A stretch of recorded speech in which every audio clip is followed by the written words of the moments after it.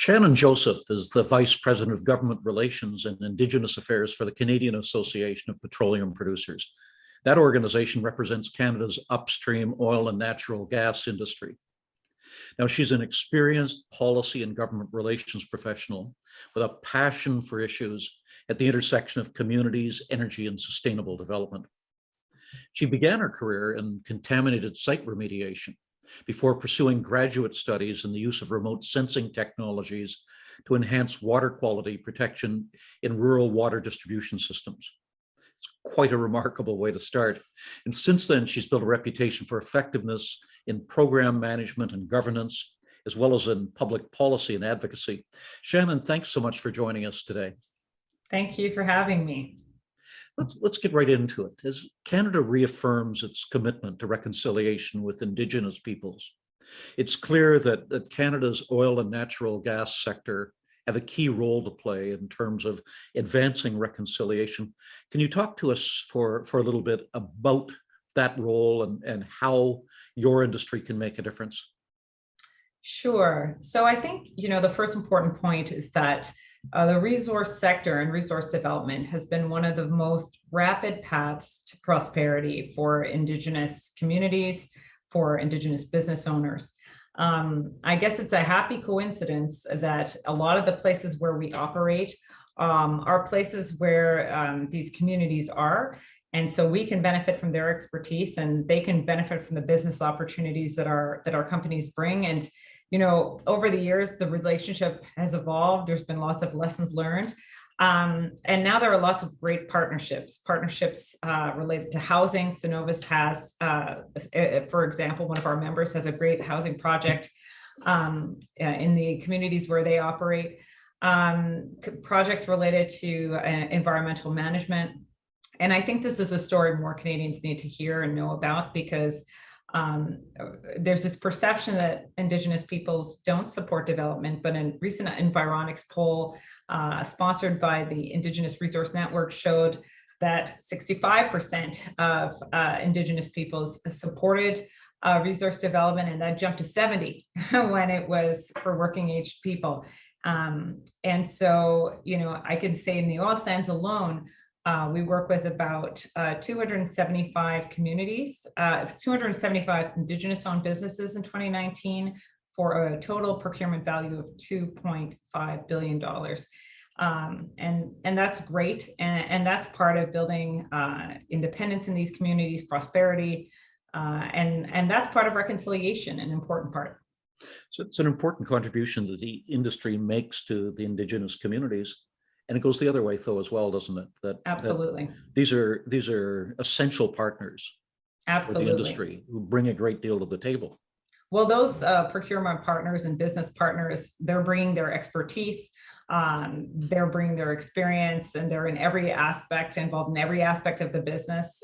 These are sophisticated businesses, and these are great things, and I think it's a unique Canadian story. It really is remarkable. Well, let's turn for a second to the issue of energy supply, first of all, right, and of transition. Anybody who's watched the news lately has seen that recent events in Europe and in Asia have really shown the importance of oil and natural gas for the global economy. But at the same time, our federal government is consulting on a just transition for resource communities. How do you see Canada's oil and gas industry fitting into a just transition? Well, I think the starting point for the energy industry is that global energy demand is going up. We had a pandemic where everything kind of took a lull. And as a result of that lull, we're now seeing shortages of supply and things like that. And I mean, that's a pretty complicated story in itself. But clearly, oil and natural gas are still vitally important. They're going to play an important role in the energy mix of the future. And I think what matters is how that oil and gas is produced, the emissions profile. Our members are committed to reducing emissions in a significant way, and they've made investments over the years, over a decade of investment in research and innovation, looking at beneficial uses of carbon. Some of our oil sands members have committed to net zero, and they're looking at different pathways to achieve that. And so I think when we hear the word transition, we have no expectation. Our expectation is that our workers are going to be needed in our sector. They're going to be producing oil and gas. They're also going to be doing new things like carbon capture and sequestration types of initiatives, maybe hydrogen related initiatives, and all kinds of other things that we haven't even thought of. But they're going to be needed. And so I guess the transition is a transition to more, and a transition to innovation, and transition to fewer emissions. But definitely we need more workers now, and we'll need more in the future. And this is quite a different picture from one that we were hearing not very long ago, that this was an industry that was going to disappear and that there wasn't going to be a future there. Now we're hearing increasingly that there's a critical role for it to play. Yeah, absolutely, absolutely. And you know, as players around the world try to pick up production to meet some of that global need, what we're definitely finding is that we need people. They're in short supply, and again, we're talking about really skilled workers in our industry who play a vital role in what we're able to do. And anyway, we're going to do all of this work together. Shannon, as the global energy system evolves in the future, there will be new opportunities for Canadian businesses with advances in technology and in innovation. When you look at that, looking through your telescope toward the future, what do you see as some of the opportunities for Canadian businesses as the global energy system evolves?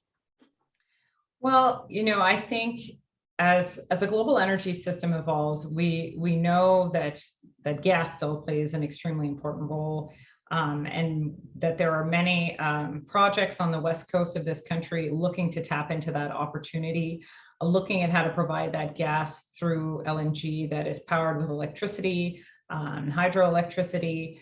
That energy is going to be critical to slowing emissions growth in other countries. I think China was building a new coal-fired electricity facility every 2 weeks at one point. Now they might be curbing that, but India is certainly building out its energy, because you know, energy is connected to human lives and improving standards of living. And if we can bring energy that is reliable, that is affordable, and that is lower emission in sufficient quantities to the places that it's needed, but with a better emissions profile, a lower emissions profile, we can address both that human need, but also protect the environment and make advances towards global climate change objectives. And that's good for everyone. It's a challenging and it's an exciting future. Yes. Yes. Shannon, thank you. Thank you so much for sharing your thoughts with us today. This is, you know, I think it's very useful for all of us to have a sense of the dynamism of this industry and the understanding that this is one that continues to evolve at an incredible pace and that potentially has a very bright future in Canada.